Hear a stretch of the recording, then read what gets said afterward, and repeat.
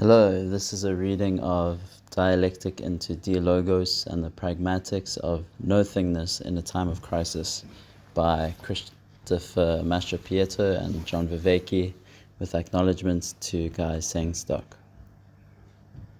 Abstract. Nishitani and Neoplatonism both argue that overcoming the nihilism of non-being requires a confrontation with and cultivation of the experience of nothingness. This paper argues that the appreciation of nothingness is best realized in the practice of dialectic into dialogos, as adapted from the Socratic tradition. We argue that dialectic equips the self for the confrontation with nihilism and is best suited to transforming the privative experience of nothingness into a superlative, collective experience of no-thingness. The practice of dialectic into dialogos exapts the nature of the self as a synthesis of being and non-being, and possibility and necessity, in and through its relationship to others, and to its own otherness within self-transcendence. Dialectic into dialogos can thereby become a central philosophical practice for responding to our contemporary meaning crisis by affording a generative process of meaning-making that can lead to personal and cultural transformation and communion within the culture, renewing communitas for new communities.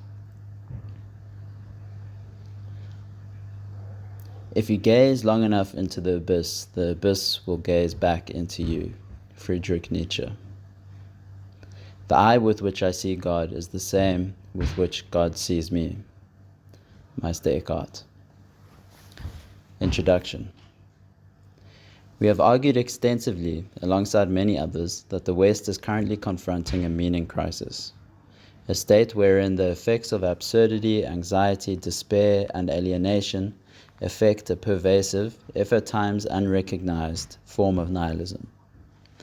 The existence and symptomatology of this crisis has been argued in our other works, namely Zombies in Western Culture, which interrogates the condition through one of its modern mythograms, and Diagnosing the Current Age, a symptomatology of the meaning crisis, which examines the various forms of the condition manifest in individual and communal life.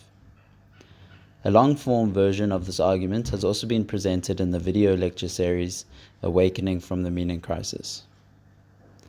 This paper aims to advance this project by providing a sapiential and spiritual resource for confronting and responding to the nihilistic dimensions of this crisis.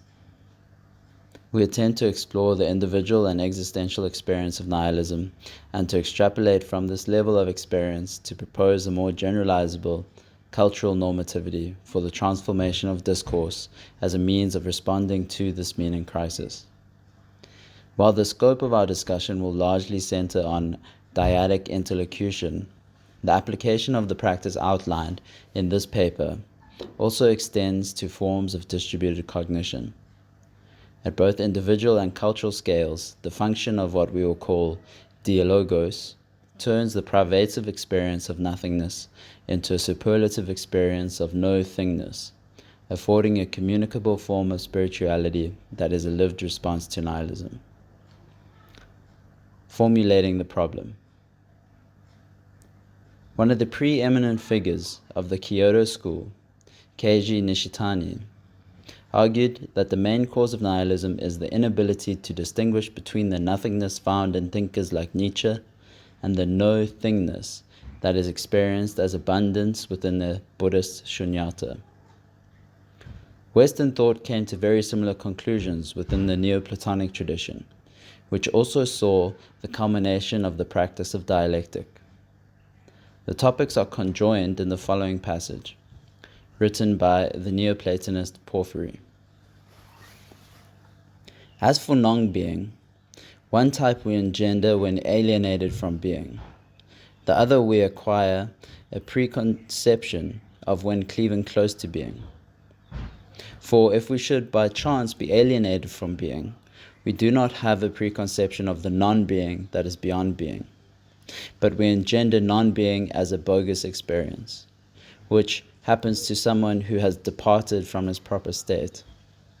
For each human being, while remaining one and the same, even as it were possible for him, truly and on his own initiative, to be elevated toward the non-being that is beyond being, may also be set astray toward that non-being that constitutes the collapse of being. Here, Porphyry distinguishes the non-being of the nihil from the non-being of theosis, a distinction that adheres the tenets of Neoplatonism, Christianity, and Zen Buddhism. Yet, it is not sufficient for any of these traditions merely to distinguish privative language from superlative, but to seek an opposite expression from their fittedness. To do this, we must, as the Greek expression provides, avoid both skila and charybdis, the errors of logical equivocation, to see them as unrelated, and logical equivalence, to see them as logically identical.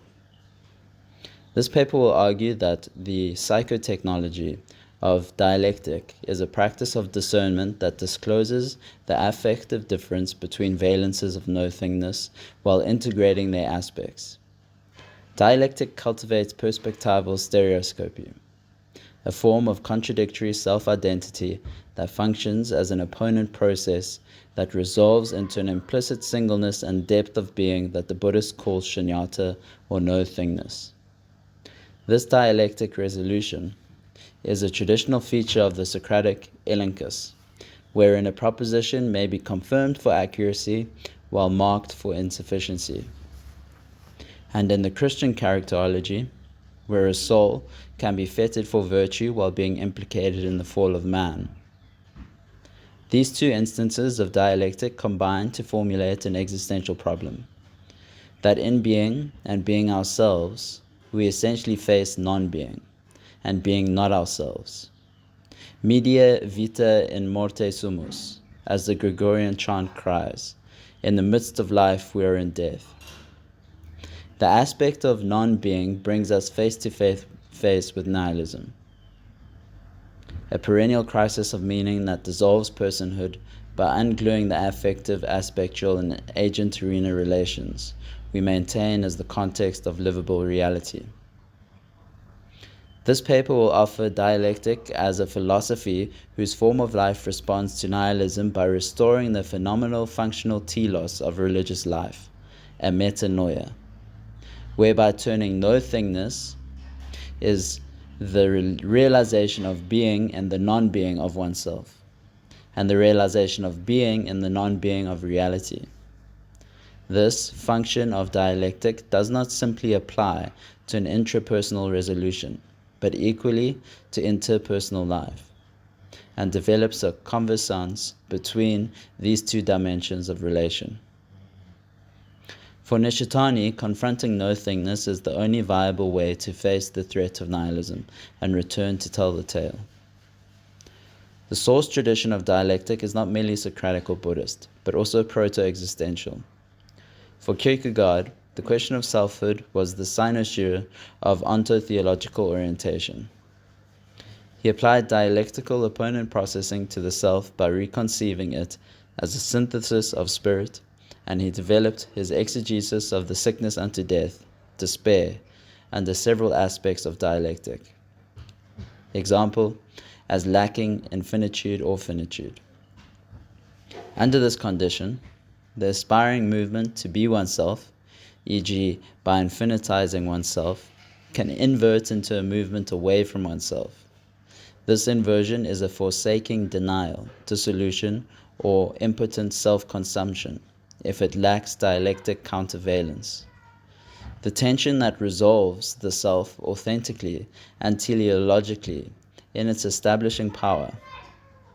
One such aspect of this affliction, which invokes Porphyry's caution and Nietzsche's abysmal confrontation, is described by what Kierkegaard termed possibility's despair.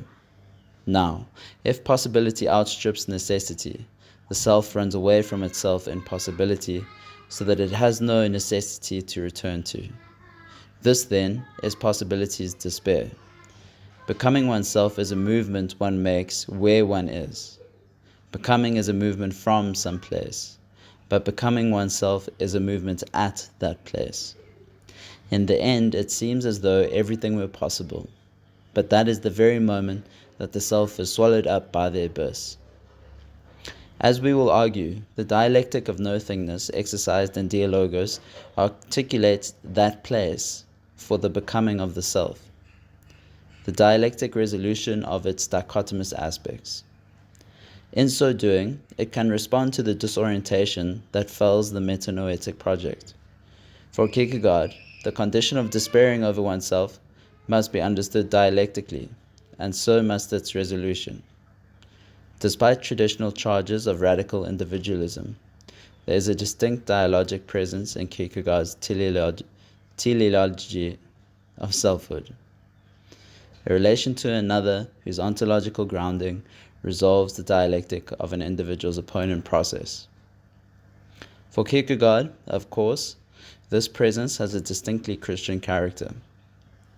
Stephen Evans notes that while Kierkegaard frequently refers to Socrates as his teacher, he believes in Christ, and sees faith in the latter as the formal response to the despair made conscious by Socratic irony.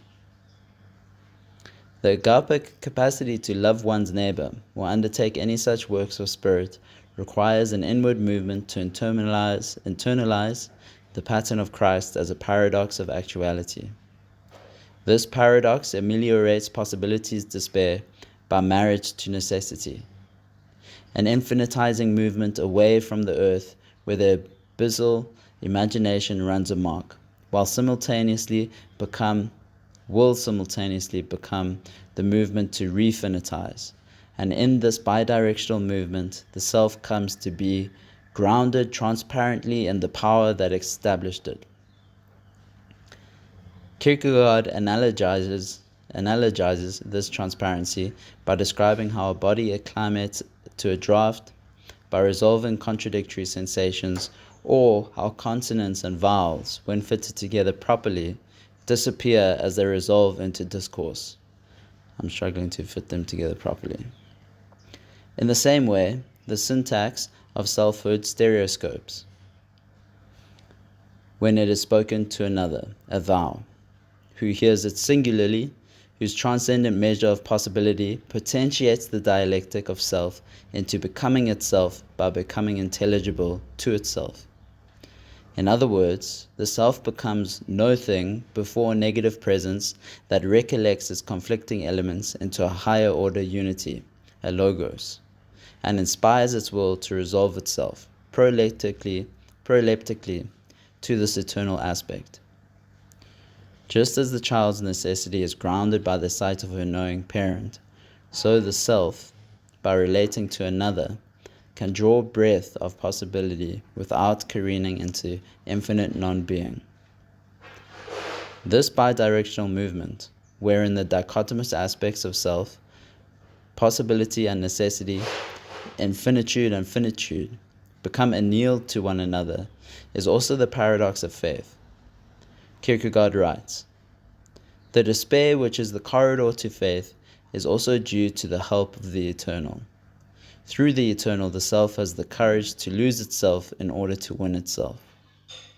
Self becomes conscious of itself as spirit before this aspirational presence.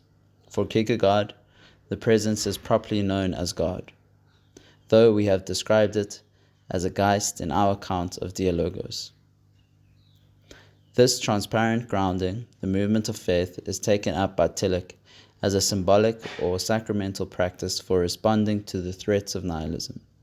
Despite being an inward and subjective experience, it is nonetheless a dialogic one, and commends Kierkegaard's affinity with Martin Buber.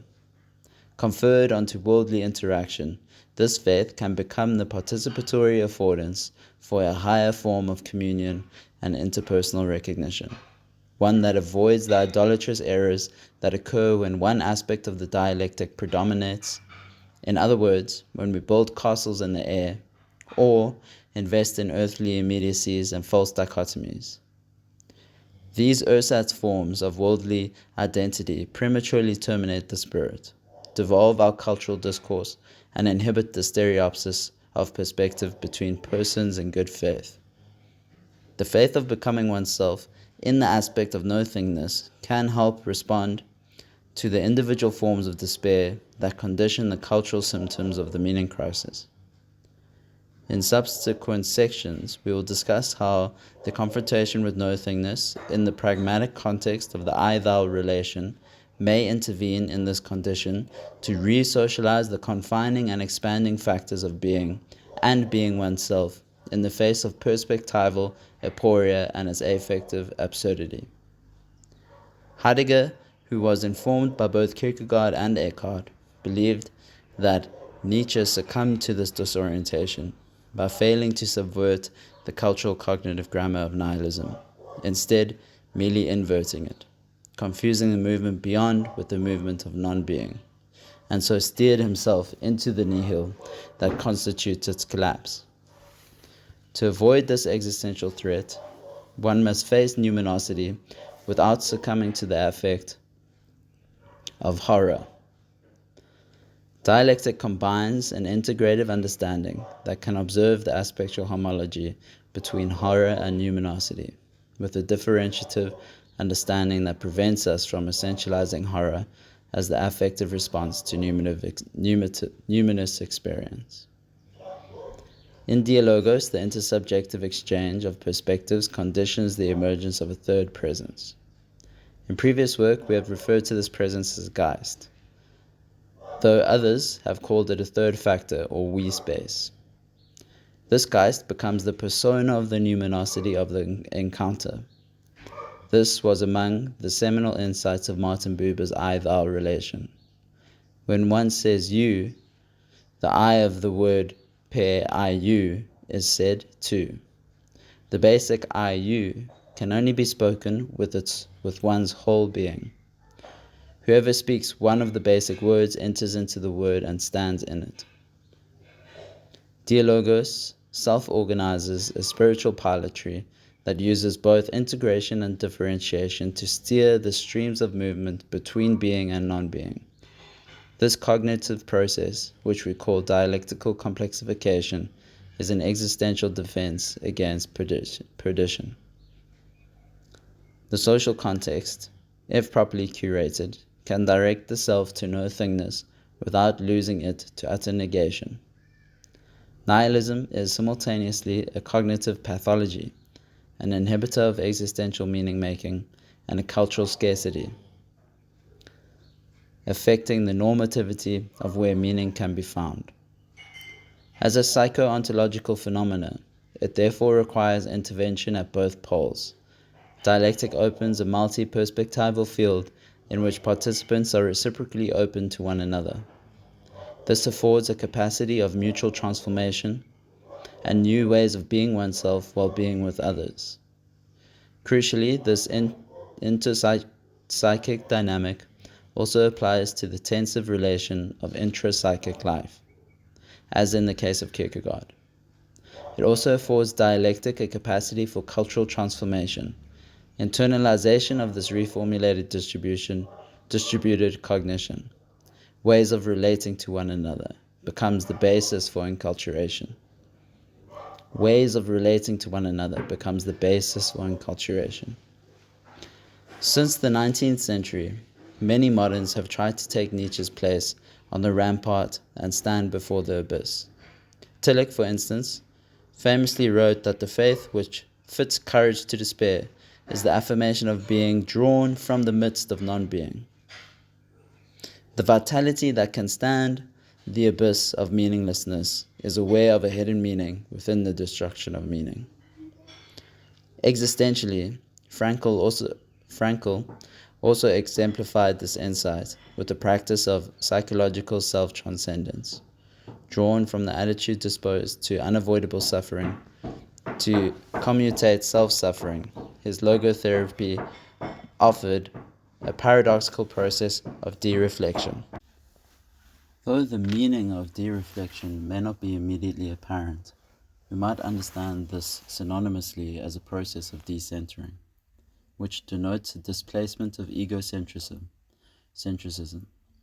a dialectical recentering of our attention to an other, whose perspective stereoscopically integrates with one's original identity to create a synthesis of self that is both possible and necessary.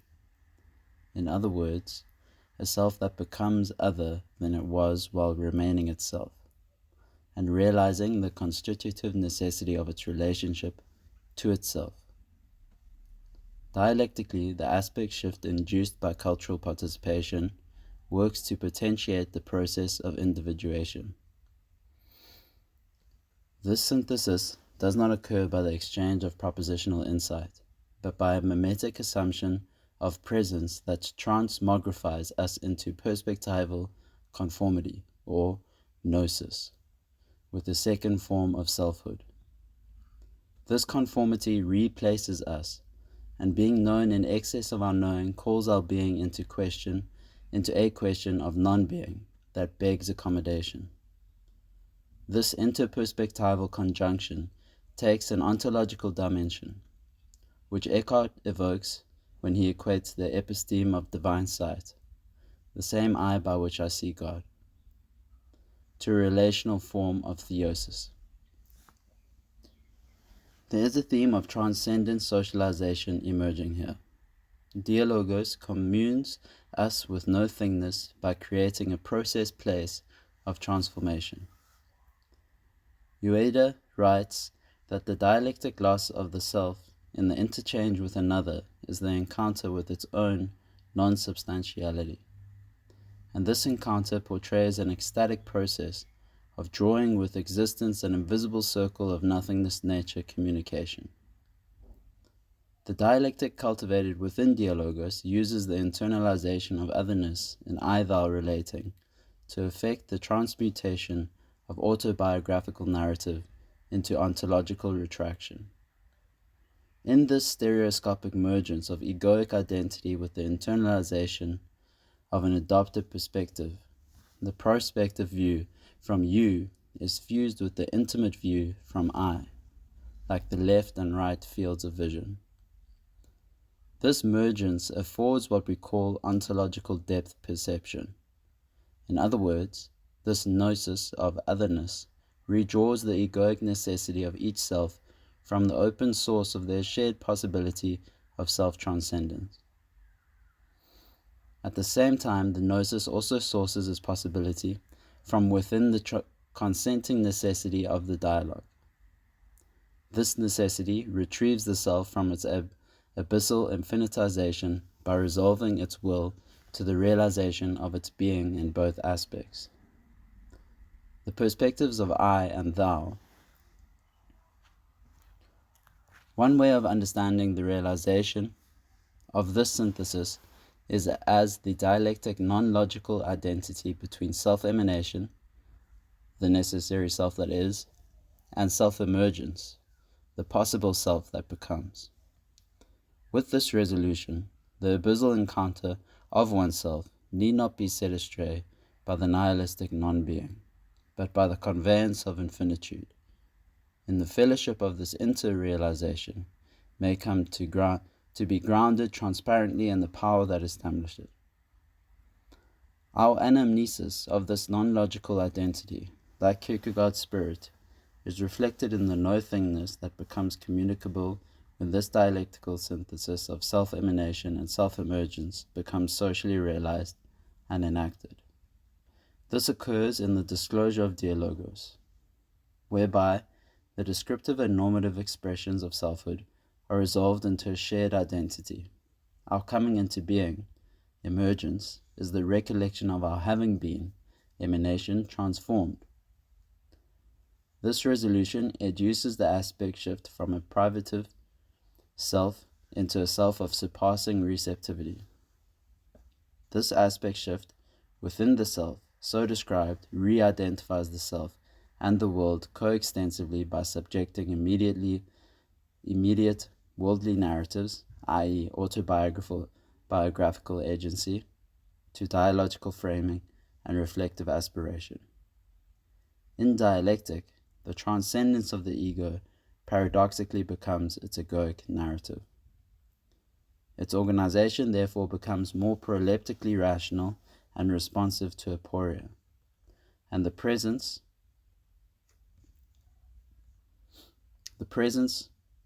of the infinite becomes implicit in the form of its finitude.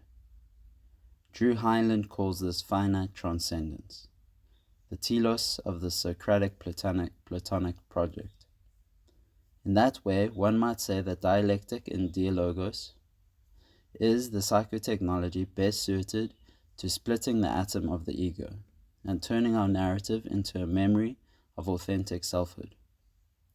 For Nishitani and Eckhart, the realization of nothingness grounds the self in its transcendent locus of identity, a grounding that goes before and beyond egoic concerns. This grounding is neither spatial nor temporal, but primitively ontological, and its realization in nothingness has often been conceived as a kind of return to origin, not in the temporal sense, but in the onto-existential one. By this realization, dialectic effects a double disclosure. The self's paradoxical relation to its own nothingness reveals the same paradox in its constituting reality. In Dialogos, the I-thou relation can then shift its aspect of perspective between the paradoxical nothingness of self and the paradoxical nothingness of being, and thereby transmute the existential vitality of hidden meaning into a faith of ontological unconcealment, aletheia, a presence of non-being beyond being, emergent in our psychosocial qualia. The dialectic between emanating and emerging selves converses the move to non-being into a movement of metanoia, a shift away from the absurdity and horror that unfolds from the nihil that Porphyry and Nietzsche both described. Eckhart wrote that the return to nothingness was the rebirth of God in the soul. Contemporarily, we might describe this religious movement in Nishitani's terms as the self-realization of reality. Dialectic as a response to nihilism. In dialectic, we are arguing for a theory of hierarchical, dynamical system of self-corrective communication, and a culturally practicable response to nihilism.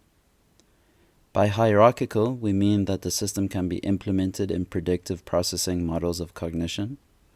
By self-correcting, we refer to the capacity of these higher models to compensate for deficiencies or defects that arise in lower levels of discourse. By cultural, we mean the renegotiation within distributed cognition of normativity that governs discourse. The lowest level is the level of discussion, where the primary function is social grooming. This functioning is the glue that is designed to coordinate cooperation based on a presumption, or sometimes a pretense, of interpersonal agreement. However, when the presumption of agreement comes into question, we move into theoretical debate designed to justify claims based on a presumption, sometimes pretense, of a shared rational normativity. If the debate succeeds, then we have restored agreement, and we can move back down to the level of discussion to live our socially shared lives. However, when the shared normativity comes into question, then we move to the level of dialectic into Dialogos, which is designed to recreate culture as a meta-meaning system based on a presumption or sometimes pretense of shared, transformative conformity to ourselves, to each other, and to the world. If this movement succeeds, then we recover a shared normativity, and we can return to the level of debate with a common ground and commitment by which the debate can be resolved. If the debate is resolved, we may return to our shared social lives. This brings us to the problem of nihilism, which infests at the level of dialectic. Nihilism is the attitudinal position that shared worldview attunement, one that is in conformity with reality, is not possible. Debate cannot resolve nihilism because it presumes a shared, rational normativity that nihilism rejects and calls into question. The exercise of debate falls at the wrong level of discourse because it cannot appreciate how deeply nihilism has called debate's presumed normativity into question. Therefore, Nihilism skepticism is simply irresolvable debate. Discussion is too far removed from the existential locus of the questioning, and can only avoid nihilism in a problematic fashion, with the idle anxious chatter that Heidegger criticized so pointedly. The only real response to nihilism, which Nietzsche sees in part and Nishitani sees in full, is to recreate culture, to enact the shared transformative conformity that regrounds worldview attunement and affords resolvable debate and livable discussion. Nietzsche and Nishitani both understood the religious significance of this project, but disagreed in their appreciation of its religiosity. If the project fails, then there is only absolute skepticism, unresolvable debate, and solipsism, inability for shared lives. The great doubt of which Nishitani speaks is existentially transitive. When confronted with the impossibility and non-viability of absolute skepticism and solipsism, or doubt throws us back into discourse, specifically into the level of discourse that can affect a metanoia at the level of the greatest possible questioning, the level of dialectic. I'm going to read that last sentence again. The great doubt of which Nishitani speaks is existentially transitive. When confronted with the impossibility and non-viability of absolute skepticism and solipsism, our doubt throws us back into discourse, specifically into the level of discourse that can affect a metanoia, at the level of the greatest possible questioning, the level of dialectic. The existential modes of questioning and calling into question. Robert Fuller provides a useful distinction between curiosity and wonder. They share an affective recognition of ignorance. However, curiosity frames that ignorance as a gap of intelligibility to be filled by the acquisition of knowledge. Therefore, curiosity seeks certitude and satisfaction. Wonder, conversely, frames ignorance as an opening to be widened for the passage of perspective and to greater possibility of being. We can therefore understand curiosity as a mode of questioning and wonder as the mode of calling the self and world into question. To use a framework offered by Erich Fromm, curiosity questions from the having mode, while wonder calls into question from the being mode. In contrast to both, Porphyry also describes another affective response to ignorance, a state whereby we are not simply ignorant of our relation to being, but alienated from it, and affectively moving away from it. This affective misstepping engenders non-being as a bogus experience, which happens to someone who has departed from his proper state.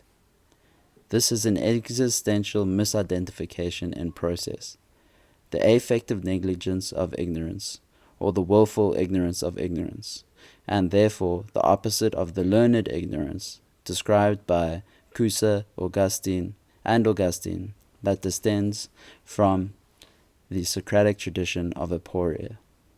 This form of self-deception is an existential version of what Harry Frankfurt contemporarily has termed bullshit. Bullshit leads discourse towards the nihil, and possibilities despair. It is the subverting of intelligibility in order to belie the act of questioning, and is therefore inimical to both curiosity and wonder. Bullshit is a void pretending to be a place. It is the collapsing of the intelligibility of being. Bullshit picks up on the salience within curiosity, but it equivocates. In curiosity, we care about ignorance for the sake of what will repair it. In wonder, we care about ignorance for the sake of how it transports us. In bullshit, we stop caring about our ignorance altogether. It veers us from the state of curiosity, but instead of shifting that state into wonder, it degenerates curiosity into the attraction of salience rather than into the exploration of significance. The bogus intelligibility of bullshit and its attendant dangers necessitate a deeply complex response. As we explained in the previous section, dialectic is the complexification of intelligibility to afford an opponent process between integration and differentiation. This process affords the emergence of the Greek anagoge, the opening of being. Wonder encompasses a comprehensive nihil without collapsing into nihilism. It calls everything into question in order to tutor our sensitivity to the superlative. Dialectic calls everything into the great doubt. An aspect shifts this doubt into a form of great wonder, or metanoia. By contrast, bullshit desensitizes us to the wonder of being. The existential function of dialectic moves us from having questions to being in question. That is to say, having a self with questions to being a self in question. No-thingness describes the state of the self in question. It is what holds the self without having the self, the no-place home for the self. As Kierkegaard observed, we can only be a self by relinquishing our having a self, and the dialectic of no-thingness is the practiced metanoia, turning around of that possibility. Tanabe criticized Nishitani's mentor, Nishida, for underemphasizing the importance of this metanoetic turn. It is only dialectic that can afford the ultimate kind of metanoia, the swallowing up of nihil into the wonder. Views from nowhere and above, the symbolic shift from speech into conveyance. To respond to nihilism, we need a discourse beyond debate. Dissensus cannot integrate perspective while it differentiates its claims. It is ultimately confined within a propositional way of knowing. The appearance of absurdity within a proposition is therefore a semantic epiphenomenon. It cannot be resolved by the proposition itself. This would be rather like the body trying to treat its own ailment at the level of symptomatology. For example, take the following phrase inspired by our Gregorian chant: "I am dead right now." This phrase, on its face, leads us to a performative contradiction. We state this aptly in the third person, but we cannot make it viable in the first person. I cannot say I am dead while also being dead. There is no self-contradiction in logical or semantic terms, but there is a clash between first and third person perspectives that is irresolvable unless we interrogate the phrase by the pragmatics of its expression, the expression of living in mortality.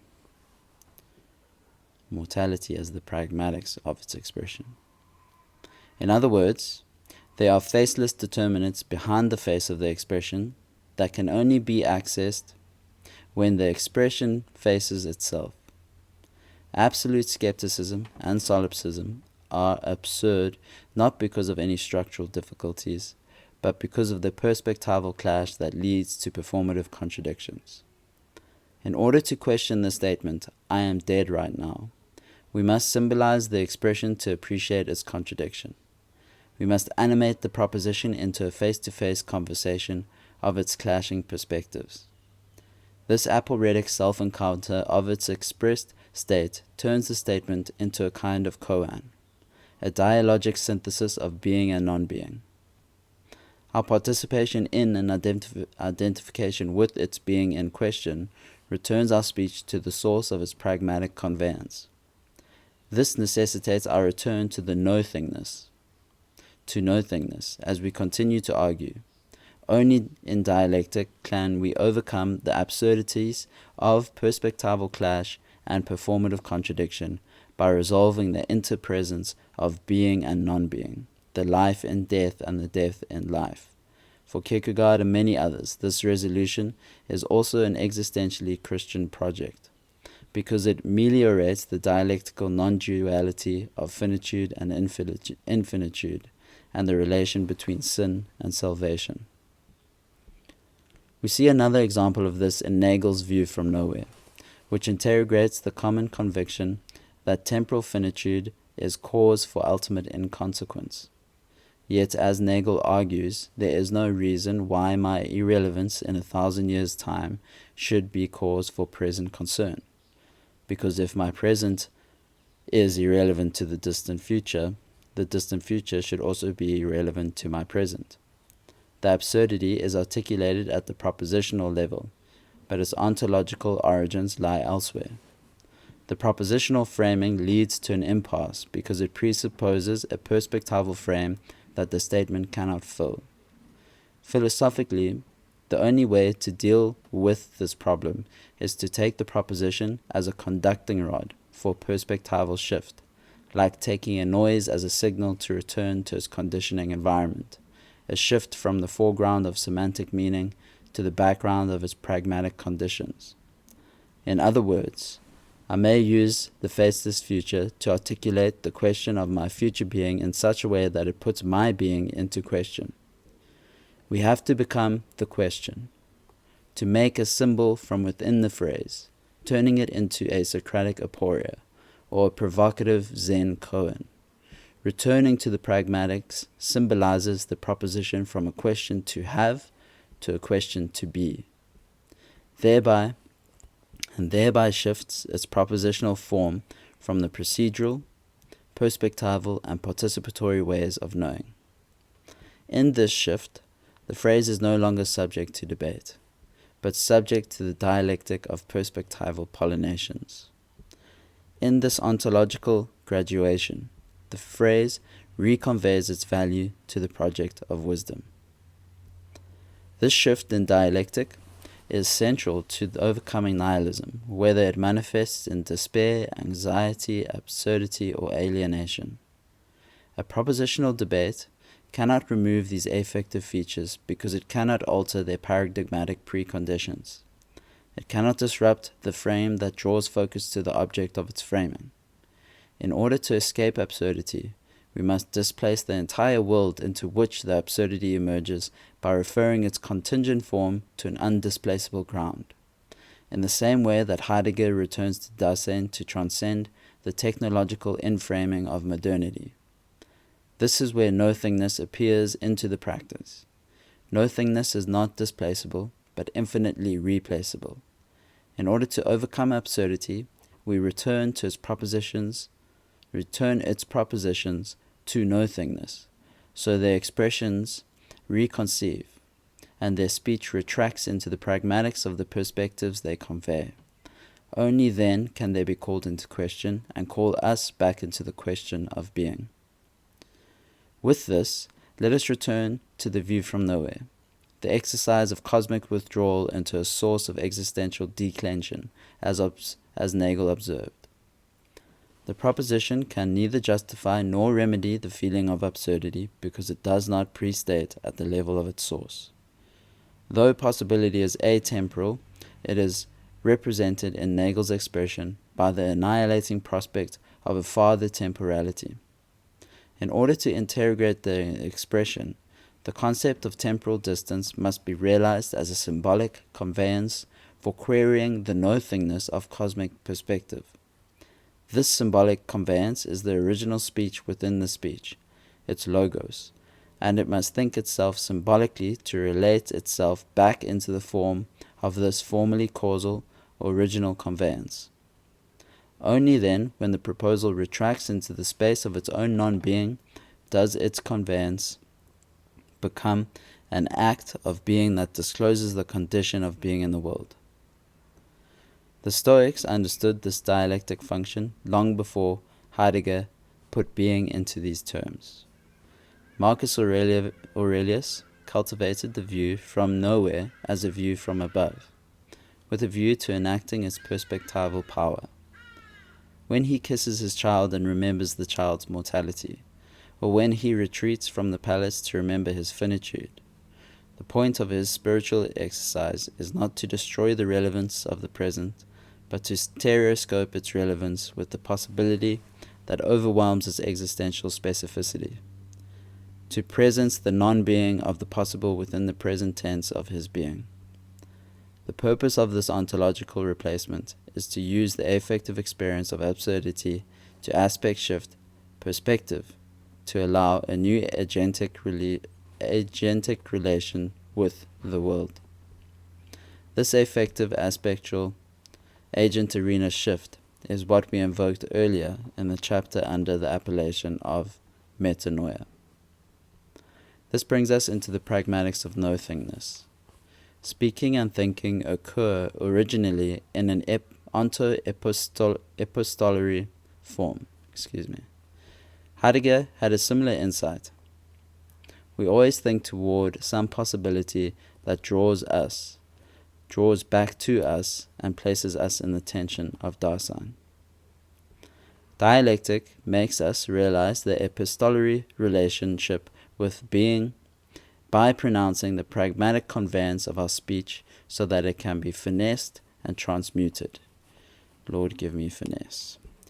Even in mundane social interaction, we are always caught in the absurdity that our speech is bound within a perspective of conveyance that cannot be fully spoken. Let us illustrate this with a concrete example. You stop your car and ask someone on the street for directions.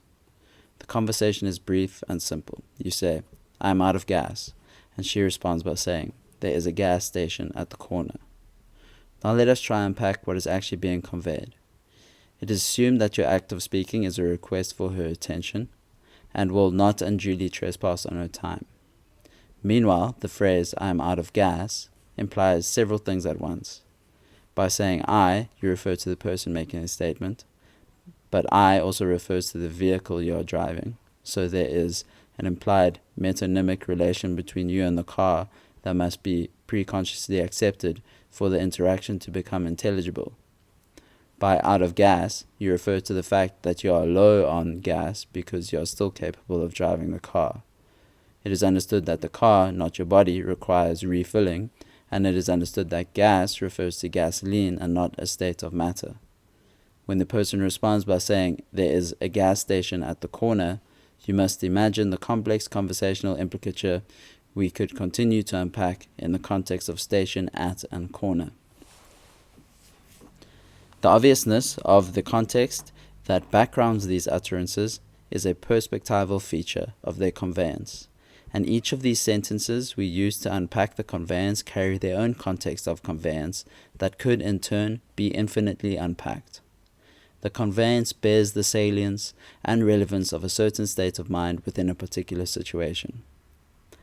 We have a conveyance upward to the moreness that can be infinitely conveyed, joined to the indexical uniqueness of this specific encounter and speech act that cannot be captured by your words, its suchness. The conveyance is therefore bidirectional. It emerges from the immanent irreducibility of the speaking context and emanates from the infinite atmosphere of possible explicative utterances. With this in mind, it is a wonder that we manage to be mutually intelligible. Each conveyance can only be accounted in these pragmatics, rather than in the semantics of our speech. This metaphoricity is a perennial necessity for our sociability, which means that every instance of speech carries performative contradictions. Dialectic intervenes at precisely this level of intelligible discourse. It turns these performative contradictions into icons of aporetic awareness, and Dialogos replaces these awakened pragmatics into the social context, so that speaking into the open possibility of the other makes known our necessity of perspective as it becomes replaceable with other possible perspectives. In the replacement, the possibility has become more knowable. In dialectic, the necessary and the possible reach for each other, like the creation of Adam depicted in the Sistine Chapel. The pragmatics of no-thingness cultures a co-realization of being and non-being in the form of our self-realization. Nishitani's dialectical realization stands in both meanings, emanated to being by its dawning to awareness, and emergent into being by birth into necessities of place and time. The pragmatics of no-thingness. One way to think of Dialogos is as a social pedagogy for the pragmatics of no-thingness. The psychotechnological machinery for this is already part of our cognition. Vygotsky's concept of internalization is the assumption of alien perspective and forms of life. This internalization does not refer to sympathy or proposition, but to a participation in others' identities as if they were entire cities with customs and idiolects, entire situations of belief through which to act. The other being becomes something to be, like the question of being in 1,000 years' time. Except, this symbol is not simply another question, but another being whose being is in question, and therefore host to performative contradiction and perspectival transformation. Through conformity to this living question of being, the world opens from beyond the individual, and if the dialectic is cooperative, it expands to include the individual, and his role changes because the second person has become a symbol in whose world he has been recast. Perspectively, knowing the other person's story is like living through his parable, and knowing his speech is like standing in his koan. This thouing is a view to beyond rather than a view from above. Through the other, I become not myself, and the not myselfness becomes the possibility that faces my necessity. And the dialectic integrates and differentiates them to facilitate my complexification, a kind of self-transcendence through the presence of our being there opposite to the second person. This is the Vygotskian internalization. In Dialogos, where the process of sensibility transcendence is reciprocal and the internalization mutual, the perspectival shift of dialectic is not absurdity-inducing, because the second perspective does not supplant the first, like in debate, but reaches toward it, and the world that each person enters already includes them, and rebinds them to some necessity that redeems their displacement from the center of being. Each encompasses and replaces the other into a more complex totality that draws their conveyance into still deeper distinction. The stereopsis of selfhood creates a relation. We have called it a Geist. That draws an acrostic pattern from the two-person relation and triangulates into a new ontological territory, being beyond being, without losing their sense of placement between possibility and necessity, and veering them to the abyss of non-being. Hence, the dialectical Dialogos becomes a psychotechnology for aletheia, and its intersubjective transformation is the spatialization of the no-thingness of self. Using perspectival internalization, the dialectic intervenes in the thinking relation between speaking and listening. It finesses the pragmatics of speech by inverting the current of conveyance and cultivating the performative contradictions. In Dialogos, this amounts to the following changes in conversational convention. 1. We begin to speak with our silence. We bespeak the possibility afforded by the co-internalization of perspectives, which means we think into, recall the epistolary metaphor, the perspectival stereopsis that is still forming and transforming with our participation. 2. We begin to listen with our speech. Language provides necessity to frame our thinking and constrain its possibility, even as it sources from it. The communing silence is realized against the obsidian of the spoken word, like waves lapping on the rocks. Yet the silence, not the speech, is the no thing that is lapping. The inverted conveyance of speaking-listening relation is the figure of this dialectic movement. It is the foreground-background aspect shift that conduces the metanoetic turn to superlative sensitivity. To illustrate this, let us reprise the analogy of water and rock. Imagine staring at a pebble in the stream. and then suddenly shifting your focus to the water rushing around it. When we listen with speech, the rock, our speech begins to question, and when we speak with our silence, the water, we embody the question of being. The structure of Dialogos turns our semiotic custom inside out, allowing us to source the necessity of speech from silent possibility, just as the silent possibility regrows from the nothing conveyed inside our speech and becomes framed by the necessity of our relation. In the aspect shift, this framed silence of possibility emerges as the Geist, which becomes a thou that stands reflected in our perspectival stereoscopy, a situation of being that has emerged in the non-being between each self, and that emanates from each other. The daimonic mirror is a symbol for Socratic self-knowledge, and it translates hermetically between the ontic and the ontological modalities of being. The aspect shift that presents the shape of this Geist is best analogized by the famous Rubens vase, a reversible image that, in one aspect, shows two human profiles staring inward, and in the other, a vase shaped from the empty space unfolded between their faces. Hence, the Pragmatics of No-thingness, through the relation of speaking and listening, creates a singular empty oneness that knows each individual from the view of no-thingness. This synthesis of spirit becomes like Eckhart's eye, gazing into the abyss to gain a view to the non-being beyond being. When this view is internalized and the self becomes no-thing, its entire being becomes an act of aspiration, and it participates knowingly in the creation of the world.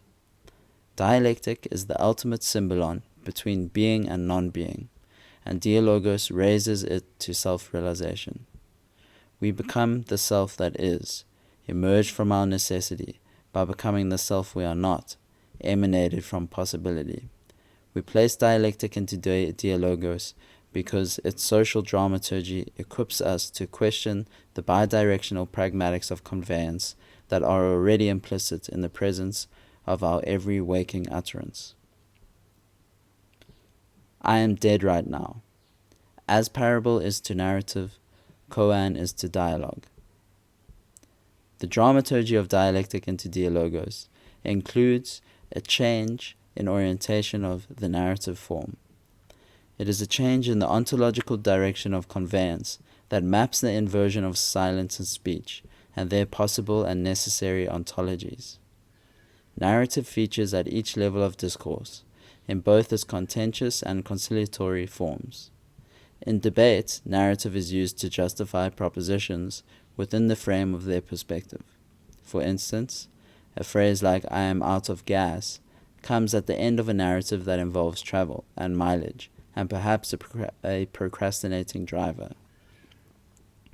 Yet despite the complex of pragmatic movements we described in the previous section, the conveyance remains perspectively continuous, and the narrative could ostensibly proceed 5 minutes later with a triumphant statement like, "Then I stopped at the station and got a full tank of gas."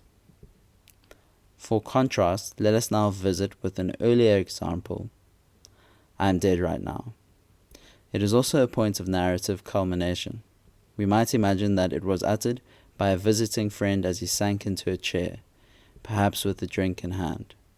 It could easily have been preceded with a long story about a tireless workday.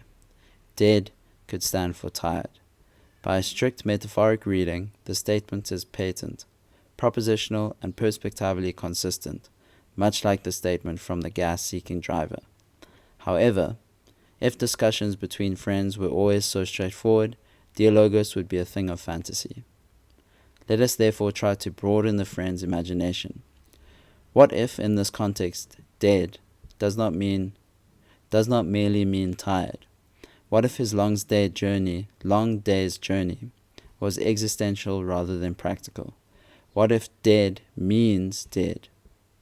His friend would be forgiven his bemusement, but he could not urge his friend to carry on his story, or carry it on himself, unless he ignored this call and contradiction. when the first friend says it to the second, and the second understands it as the conveyance of narrative conflict, there is an implicit "what now" that comes at the end of the ellipsis. He thinks of death's inexorability, fatality, ubiquitous indexicality, and he thinks in his friend's speech. The narrative of the world has ended.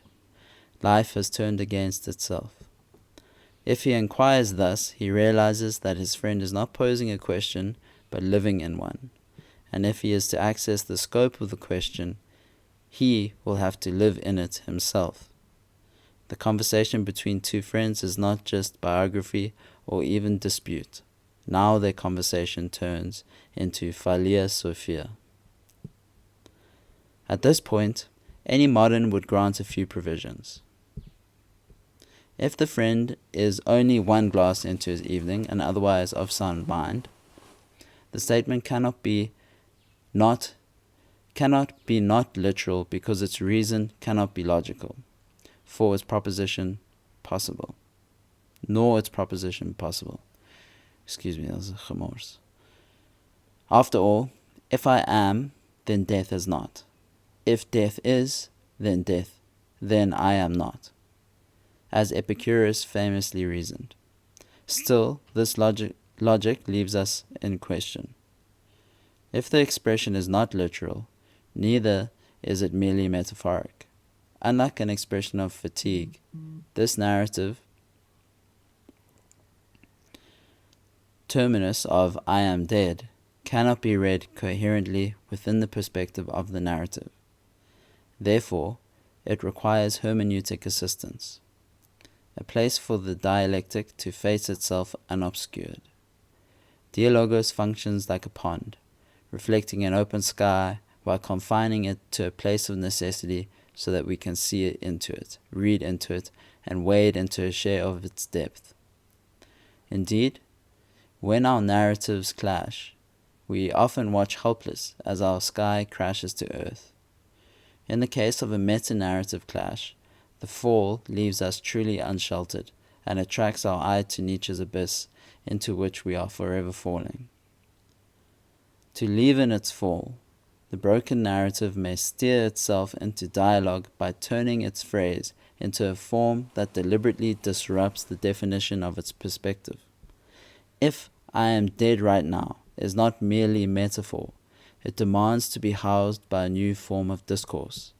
The statement did not just describe something, but it enacted something, and the dialogue must react to integrate the change, to rebuild a perspective around the aporia, to reach for the more of its own conveyance and keep the sky in view. When the conveyance of perspective ends in a clash of perspective, it means that the narrative has conveyed itself unto a point of transformation. By producing a second face that turns to face the first, just like the Reuben vase. It questions itself. It demands its existence to be conveyed. By facing itself like so, the whole story has become dialectical. Its formal cause is to complexify. It has assumed the features of a parable. As we noted, to call something a parable is not to suggest that it is merely a metaphor. This equivalence would veer us into the problem that we promised to avoid. I think that's the problem of equivocation.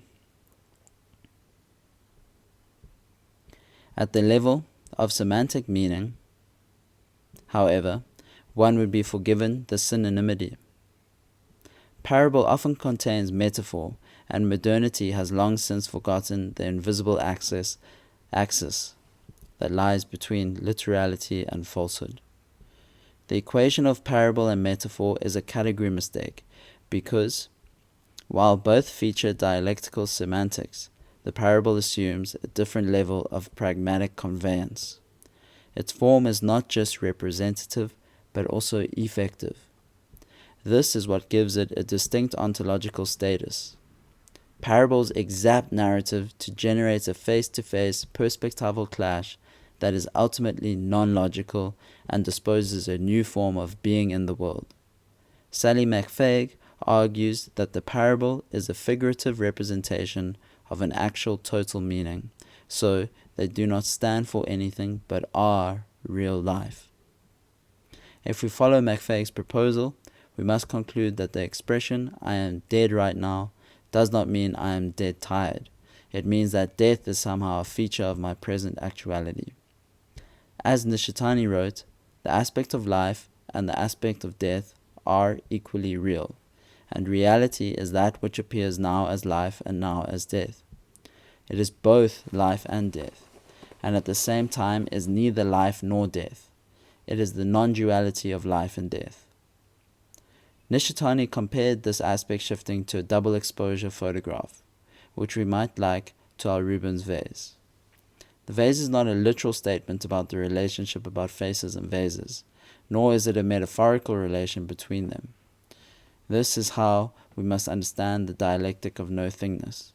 It is a multi-perspectival movement of aspect shifting that conveys a richness of reality that transcends the literal and the metaphorical. It must be enacted to be understood and to be properly appreciated. The example of death is truly fit for purpose here, not simply because it teases the modern imagination, but because it is an apt depiction of how an actuality that seems to negate actuality can become a source of morbidity, absurdity, and nihilism. Here, at this juncture, is where the philosopher must be most heedful of Porphyry's instruction.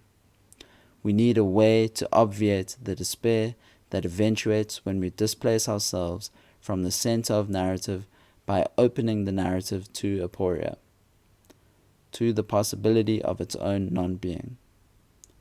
Narrative conveys memory and identity, and therefore this aporia can become an egoic fatality as well as an ontological one. The combination is more than adequate for the narrative nothingness to produce the affective afflictions that Nietzsche described. Still more difficult is that the friend who is dead right now cannot account for his pronouncement, or find his way back to its source of actuality. He knows it is not literally true, and yet he knows that it's somehow still actually true. In this aporetic fog, his attitude toward being can follow one of Porphyry's two prognostications. It goes the way of the fallen narrative, and sinks his identity and memory into the sin of despair. Or 2. It becomes Kierkegaard's Night of Faith. The Gregorian chant of death conveys in a new direction, not backwards or forwards, but upwards. It aspires up the ontological chain to seek perspective on its own conveyance, which remains mysterious, perhaps unconscious, even to its conveyor. Parable, then, is both privative, it breaks narrative, and superlative. It allows us to break beyond narrative. If the latter road is taken, the dialectic into Dialogos has turned the experience of narrative destruction into an anagogic rebirth of actuality, a self-realization for both the ego and the world. The eye that opens unto Nietzsche's abyss becomes the dialectic eye of Eckhart that is capable of seeing beyond it. To find mystery in our own conveyance is the purpose of the dialectic and its functional inversion of silence and speech. We listen with our speech because it contains a mysterious pragmatic conveyance. We speak with our silence because only the possibility inside silence, its no-thingness, is inexhaustible enough to as convey the totality of that mystery. When Pontius Pilate asked Jesus, "Quid est veritas?" his only response to Pilate is to forbear. What is truth? The transition from narrative to parable is a transition from speech into speech act. At this point, the narrative conveyance also becomes a dialogic conveyance and turns back to survey the direction from whence it came, to re-impregnate its perspective and subject the world to the great doubt of its question. Just as it was for Plato, narrative is offered to dialogue for the sake of its self-realization, and dialogue offers itself to narrative for the same reason. So, they may be known to one another, and thereby known to themselves. According to Hyland, the interpenetration and interaffordance of narrative drama and argumentative questioning is at the core of the Platonic dialogue. Dialectic is a practice that realizes this extraordinary interpenetration and interaffordance. In this process, the narrative is transmuted into parable, and dialogue is exapted into koan. The parable and the koan become mutually resonant and mutually realizing. The truth of parable is the truth of aletheia. When it becomes subject to the dialogue's contemplation, the parable becomes koanic. And if the two friends follow its conveyance, it bears them jointly through the labor pains of non-being, aided by its Socratic midwifery. The mystery emerges from the speech act of their conveyance and emanates towards them, drawn by the anamnesis of a state that is conveying itself into their awareness. They are conveyed and being conveyed by the nothingness in their thought that cannot be spoken, and retracting back into this nothingness is not the nihilism of non-being, but rather the abundance of mystery that draws forth and draws from the font of their now necessary possibility. Dialectic into Dialogos, unto metanoia, the self-realization of reality. We are accustomed to thinking of dialectic as a clash of propositions. However, it is critical to understand its function at the level of perspective, the frame that orders the presentation of environment and its affordances for action. Without understanding perspective in its full and embodied dimensions, as an entire world with semiotic and existential indexicality, we cannot understand the potency of dialectic intercession.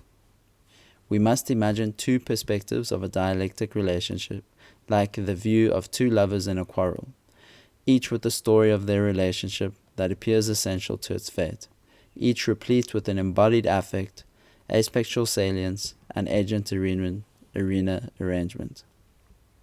Narrative is highly effective at distinguishing these aspects and features, enacting perspectival contrast to make each complete and livable.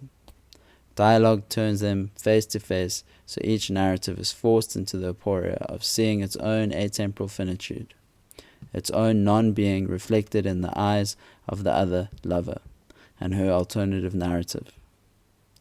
This experience can, and often does, leave its lovers in a crisis of solipsistic absurdity. However, if treated with the bearings of Socratic faith and proleptic rationality, then the aporia can become kairotic and opportune. Each lover is made to internalize the other, made to become more of one other, to integrate each other and differentiate from themselves, to complexify, and in the act of losing themselves to the world of the other, to paradoxically become more of themselves, as a new world conveys itself through them and reproduces into their being. The interperspectival eros was dramatized by the Platonic dialogues. This was their techne of midwifery. Many of the dialogues are preceded by a narrative of Socrates' eponymous interlocutor, one that extols his sterling reputation. At the outset of the dialogue, the subject of his narrative, e.g. their virtue, becomes the subject of discussion, and turns into the subject of debate. Debate is shifted into Dialogos by using elenchus to slightly invert the perspective from the claim that carries into conversation. For instance, by showing effective instances of the virtue that are not congruent with its definition, and waking the discussant to this clash so that he finds himself suspended in its question, suddenly at quits with his knowledge and narrative reputation. The Socratic elenchus is a definitional disruption of the ego and its ontology, and this is what makes the Vygotsky internalization possible. Just like the alienated lovers, the aporetic experience can lead into absurdity and then nihilism, if it is not paired with the proper pedagogy.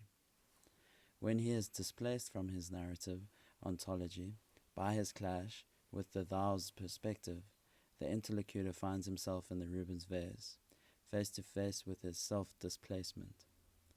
He realizes that the aporetic presence between himself and his old perspective, inverted from the presence between his self and his opposite other, now consists in no thing. His perspective has lost its essentialism. No-thingness has become the space between the aspects, the boundaryless boundary that separates the perspectival worlds. In dialectic, this thou of no thing is a selflessness that must become the self, an objectless object withdrawn into subjective life, a thingness that dissolves towards transparency to become a new manner of seeing. This is the transparency-opacity shift of the dialectic. Although one imagines that the cast of Plato's Dialogues saw the profile of Socrates in this figure-ground reversal, rather than the form of a vase. When two perspectives are seen at once, as through the Socratic icon, the world multiplies itself like the Logos of Heraclitus. Two axes meet to create a third dimension, a new geometry of transperspectival depth. This new dimension seems to emerge from within as one perspective regrows through the other, and it seems to emanate from without as the first perspective recognizes itself and reaches to help it grow. Hence, the new self of dialectic seems both poetic and anamnestic. Interlocutors are recollective of themselves and creative of each other, creative of themselves and recollective of each other. The vase in the center is the cup of no thing that both faces drink from, and each self becomes both faces. This aspect shift means that the movement away from oneself in the act of perspectival self-negation suddenly becomes a movement toward oneself in an act of participatory self-creation. As Heraclitus observed, the way up and the way down are one and the same. These are the two stages of Nishitani's metanoia, and they could be aptly described as a loop of realization in its dual meanings.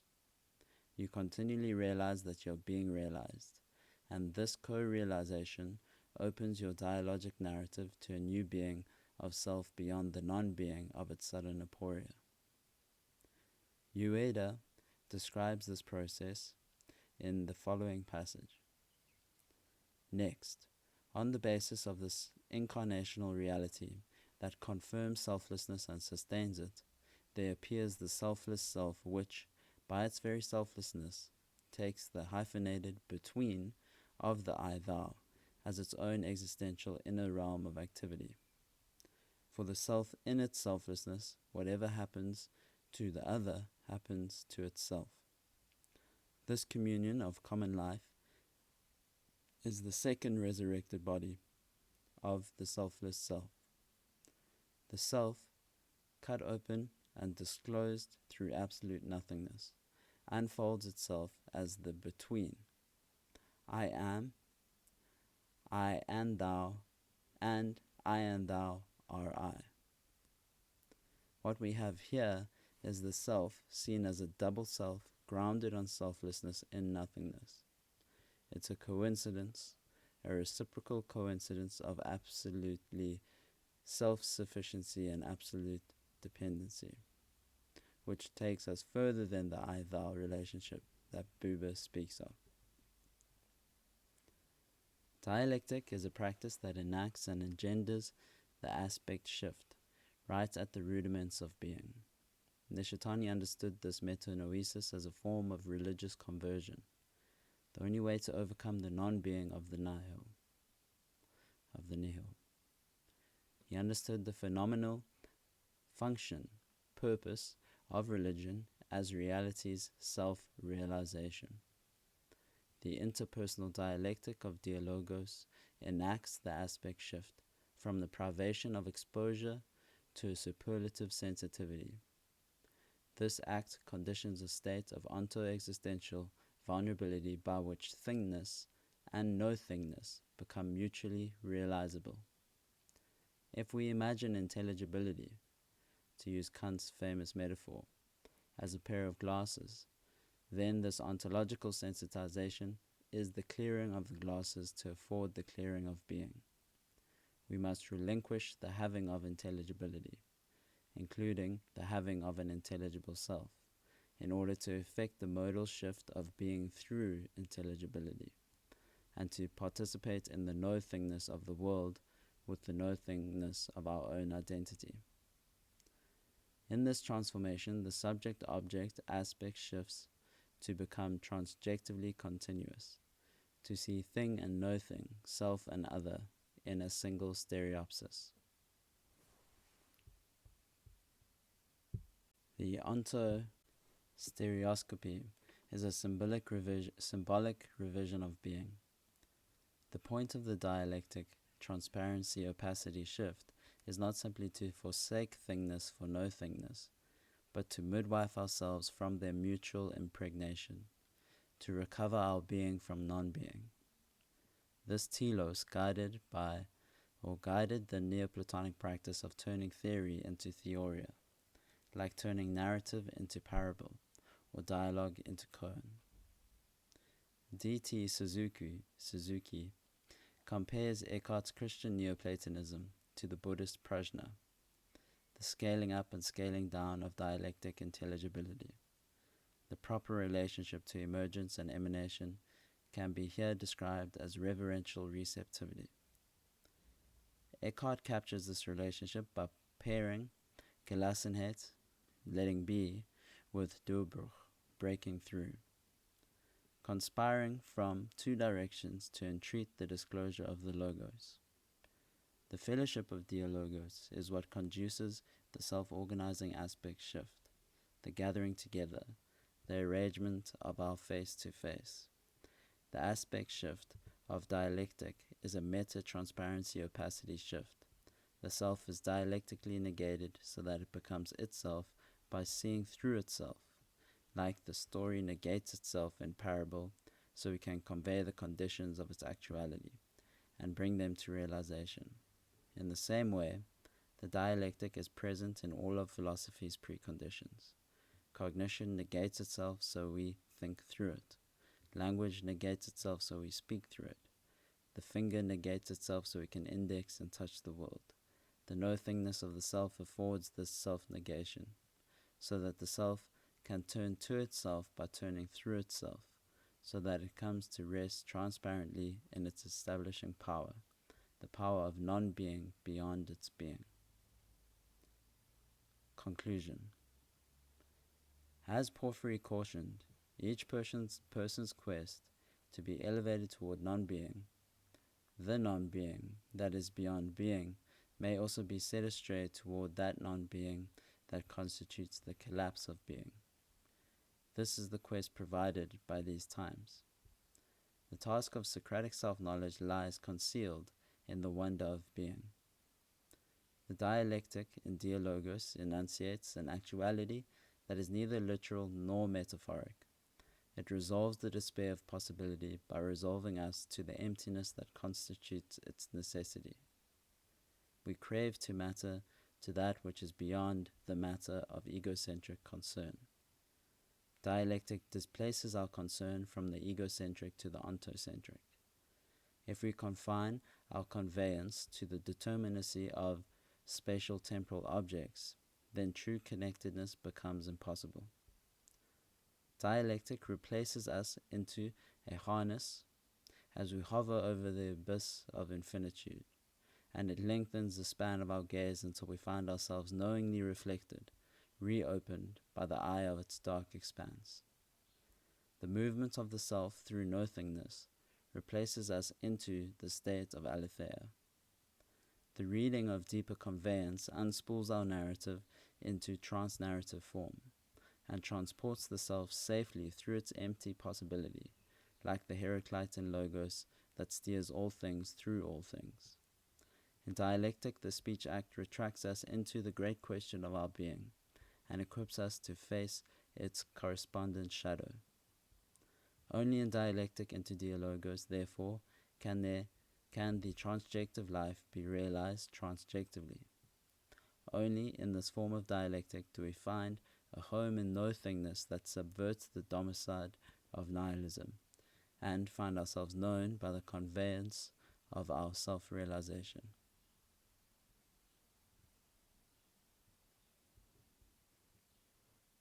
Thank you for your time and attention.